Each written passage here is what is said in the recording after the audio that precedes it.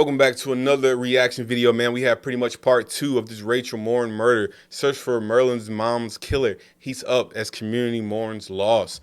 So I guess they're still trying to figure out who killed this woman. It's a crazy case. If you saw the last video I posted, which you can go watch before you watch this one, you will see when the guy left the house, someone closed the door.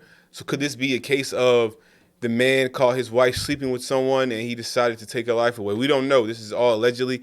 I'm just trying to figure the case out. But make sure you guys hit that like and subscribe button. Let's go ahead and get into it. But today, instead of looking at the end of her life, we're here to remember her life. Amen. And the things that she gave everyone who knew her, not just her family, but the community in general. Family and friends come together to remember Rachel Morin, a mother of 5 who was murdered on a running trail in Maryland, as the search for the man who killed her enters its 3rd week. Thanks for joining us here on Law and Crime. I'm Anjanette Levy. Rachel Morin's murder has shaken the small town where she lived in Bel Air, Maryland. Morin went for a walk on the Ma and Pa Trail in the early evening on August 5th and never returned home. The next day, deputies found her body off of the trail. Then the search for her killer began. The Harford County Sheriff's Office stepped up patrols, even buying a new vehicle to patrol the trail. Last week, a big break in the case came after sheriff's officials said DNA found at the crime scene where she was murdered came back as matching DNA from a home invasion and assault of a young girl in Los Angeles back in March. Based on the DNA evidence, Los Angeles, we consider the Maryland. individual in the video we obtained from the Los Angeles Police Department and that we are about to show you on our TV screens to be the person that murdered Rachel Morin on August 5th. Based on our analysis of this video and witness observations, we believe the suspect to be approximately 5'9", 160 pounds, and of Hispanic descent. We want to make it clear that we believe the suspect acted alone, and he doesn't represent the entire Hispanic community of Harford County, who we are now partnering with to identify this suspect. There's no word right now on whether police have made progress on identifying the man in the video. Over the weekend, retired NYPD Sergeant Joe Giacalone went to the Ma and Pa Trail to see what it was like. Is the trail open or no? Can we go down there or no? Okay, I just wanted to make sure. Giacalone found law enforcement on the trail. He walked down the path and came to a place where a makeshift memorial had been set up. It's like a younger picture of them. Another pair of rosary beads. Giacalone also found exit points for the trail. There's a deep ridge here. You can see the houses right there. Then on his way out, Giacalone came upon a vigil for Rachel Morin. Hundreds of people gathered to celebrate her life. She was just 37 years old and a mother of 5 children.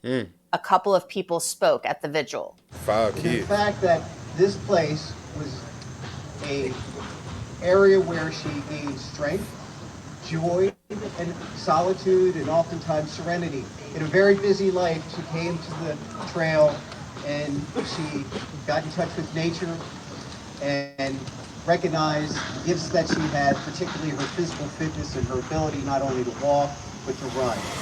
Joe, tell me what you found when you went to the Ma and Pa Trail over the weekend. Yeah, Joe, what'd you find? Yeah, it was kind of surprised. I decided to take a ride down there to see what was going on for the trail for myself. And unbeknownst to me, there was a ceremony that was supposed to take place within about 10 minutes when I got there for Rachel. And, you know, when I looked around, the crowd started building up pretty quickly. If I had an estimate, I'd probably say about 250, 300 people showed up for this event. But beforehand, I was able to walk the trail. I walked about a half a mile into it, and just to look for, you know, places where if I was a suspect, where would I escape from? And, you know, I found a couple of places where, and there was one service road, there's like an antenna, like a cell tower that had a path through the woods, led right out to a street and gone. So if he had a vehicle or something like that, that would have been an ideal opportunity for him to escape. Did you see the actual crime scene? Were you able to find where you believe this happened? You know, leftover crime scene tape, anything like that? Yeah, it's very difficult to try to find the exact spot. And there was a number of law enforcement officers there. I wouldn't ask them. And, you know, it comes to a point now where it really doesn't matter per se exactly where this crime happened. I was probably there or walked by it, or at the very least.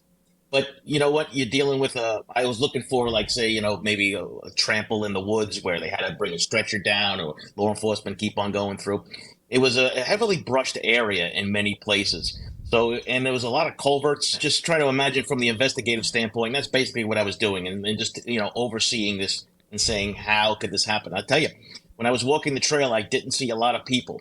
So, if you're walking, you have to be mindful of this, right? So I know the AirPods, or all the other things, the distractions. That's always a bad thing, and I encourage people to keep, because they're noise canceling, right? So you can't even hear anything when you have them on.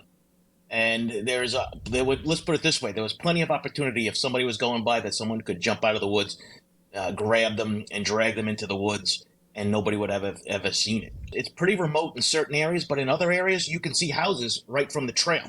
So that's why I said there was only a couple of opportunities, or a couple locations that someone could hide out and go undetected. So it's pretty secluded. Ideal location if you're a criminal looking to prey on people, unfortunately.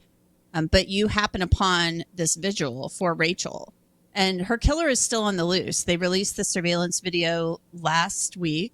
That we still don't have a suspect identified or in custody that we know of. Maybe the cops have identified him and they're just keeping it quiet to track him down. Joe described what he saw at the vigil, along with the mood there. But there were family members there. I believe even the boyfriend was there too. I didn't engage anybody or talk to them, because this is a private time, and I think everybody was pretty much, cognizant of that too. So nobody really, was approaching them per se, other than the family members. They had the pastor there who did some, prayers, and talked about Rachel, and there was another gentleman there too that talked about Rachel. But it was all done respectfully. It was all done from an output. Man, it's a crazy turn of events, man. I thought she got murdered in her house. It turns out that she was murdered on the trail. I don't know how I missed that point, but somehow they have the same DNA from the dude that killed someone, or a home invasion in LA matched the DNA of someone who got murdered. This young lady right here who got murdered in Maryland, which is a crazy turn of events. But they say they pretty much got the guy. They just got to find out who the guy is. At this point, this guy is probably on the run. He might have went back to Mexico or wherever he's from. They said he's Hispanic, so maybe Mexico. Crazy situation, man. Pouring of community support, and tons of flowers and people there. And it was just nice to see the community come together. And I believe for the family, it's part of the healing process. They won't feel totally, whole again, I think, until this person is caught and brought to justice. But I think it's a good first start.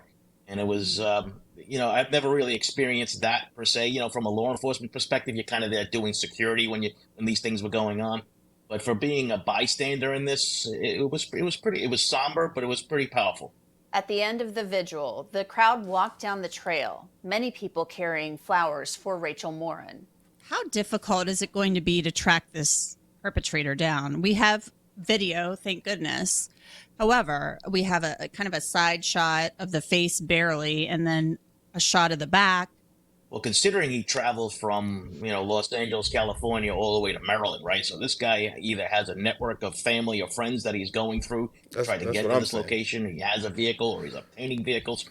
But there was one thing that I spotted in the video that I had actually posted on the Twitter feed. I said, did somebody kind of corroborate what I see here? When he's leaving the house, he's putting his phone, it looks like, in his pocket, and the phone remains on. You can see it glowing the entire time as he's leaving. So from the law enforcement perspective, I think you're going to see the feds get involved in this, because you have now crimes that are now in different states. And I think the U.S. Marshal Service is out there hunting for this guy. And through the geofencing and through the triangulation, maybe that cell phone can play a vital role, right? We see how cell phone records, internet records, and surveillance video plays a role in just about every case. So far, we have 2 of those in this case. So for investigators, they have a lot to go on. And I think they will capture him, within due time. I reached out to the Harford County Sheriff's Office to see if there had been a suspect identified yet from that video. I was only told that nothing else has been released since Thursday of last week. Harford County has set up a special email tip address. Anyone with information about Rachel Morin's murder or the man in the video can email rmtips@harfordsheriff.org or call 410-836-7788. Hey, man, if you know something, say something, man. There's was a mother of 5 kids. Unfortunately, she was murdered on this trail. One thing I want to say is that we love to. I'm not saying she did this, but I'm saying like we love to use the internet. We love to post every time we go to the gym, post every time we go out to eat, post every time we might work out. And sometimes people post and put a location. And then if it's a thing you do every week, you go and work out every week and you're posting the location. It is weirdos out here like this who are lurking on people, lurking on beautiful women like her, and, are trying to attack them.